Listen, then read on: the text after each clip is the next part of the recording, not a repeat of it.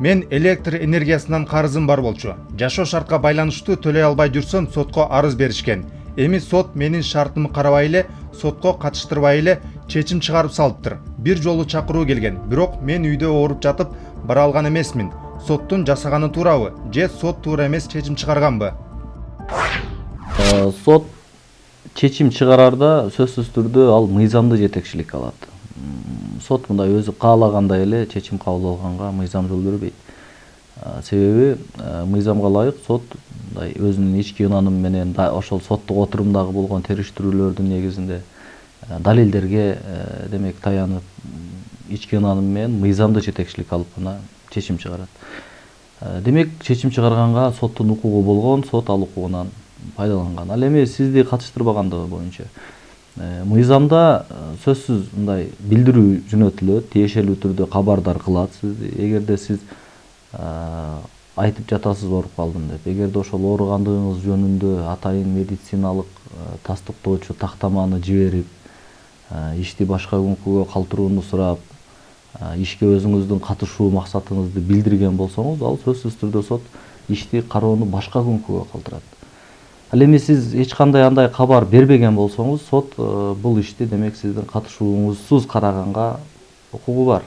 Себеби дегенде мыйзамда соттун боло турган ордун, саатын, күнүн билип туруп, белгисиз себептер менен демек сиз сотко келбесеңиз, анда ишти кароого мындай тоскоолдук болуп саналбайт. Демек сот караганга толук укугу болгон. Эгерде сиз ошол соттун чечиминде көрсөтүлгөн жагдайларга, мен жогоруда айтып кетпедимби, сот далилдерге таянып чечим кабыл алат. Демек сизде кандайдыр бир башка далилдер боло турган болсо, ошол сиздин карызыңыздын жок экендиги жөнүндө тастыктоочу колуңузда далилдер боло турган болсо, анда сиз ал далилдериңиз менен барып, бул акыркы соттук акты болуп саналбайт, жогорку турган инстанциялар бар.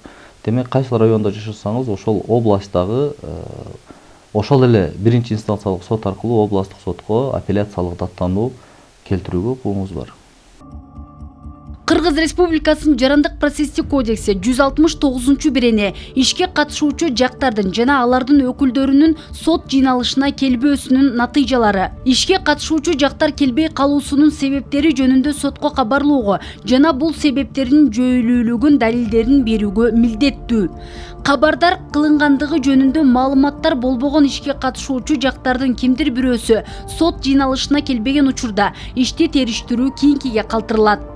Эгерде ишке катышуучу жактар сот жыйналышынын убактысына жана орду жөнүндө талаптагыдай кабардар кылынган болсо, сот алардын келбегендигин себептери жойүлүү деген тыянакка келсе, сот ишти териштирүүнү кийинкиге калтыра алат.